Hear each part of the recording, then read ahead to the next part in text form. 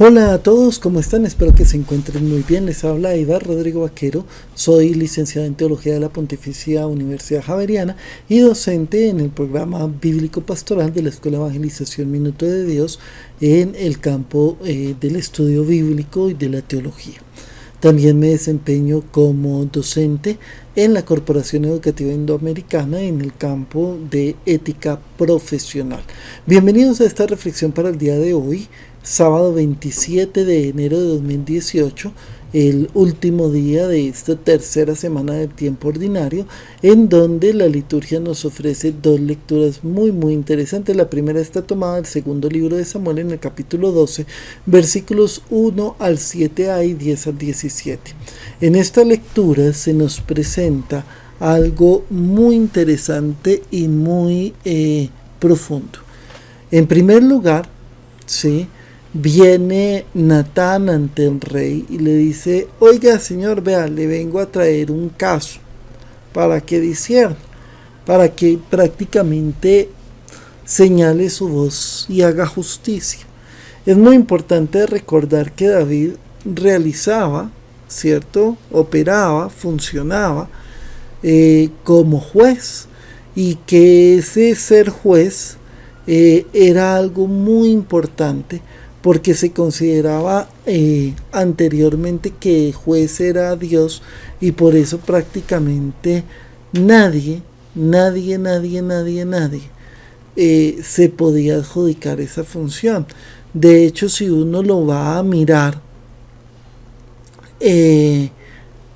ninguno de los jueces fue juez salvo Débora.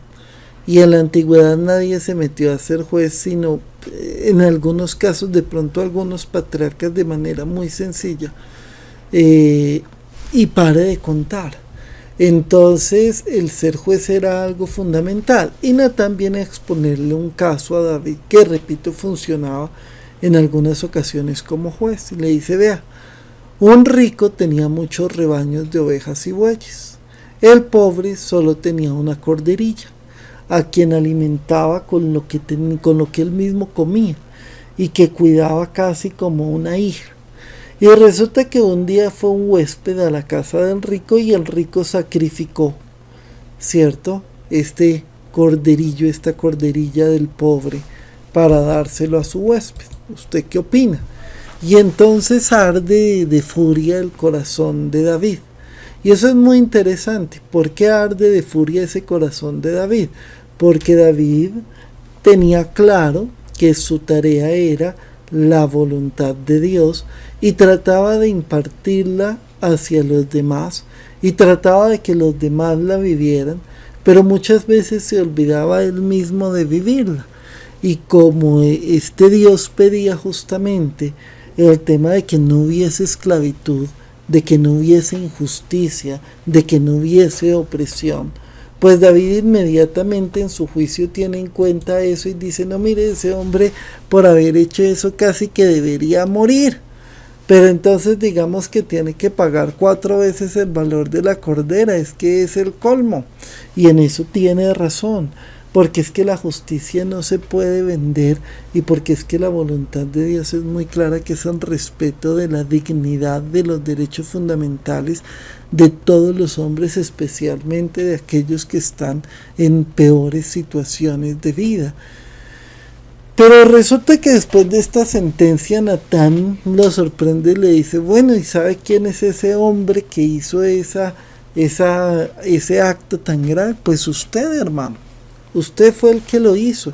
Y es que eso muchas veces nos ocurre. Estamos tan pendientes de juzgar a los demás, tan pendientes de que los demás vivan la voluntad de Dios, tan pendientes de la vida del otro, del ser juez del otro, del tomar parte en la situación del otro, pero nos hacemos incapaces de mirar nuestra propia realidad, nuestra propia existencia y nuestra propia vida.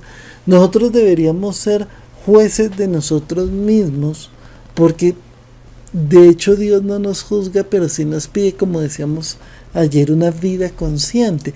Deberíamos ser esos jueces de nosotros mismos, no para castigarnos, no para condenarnos, no para hacernos daño, porque sabemos que Dios es misericordia, es acogida, es perdón, es bondad sin límite, y que allí donde abunda nuestro pecado es mucho más grande la misericordia y el amor de Dios, ¿cierto?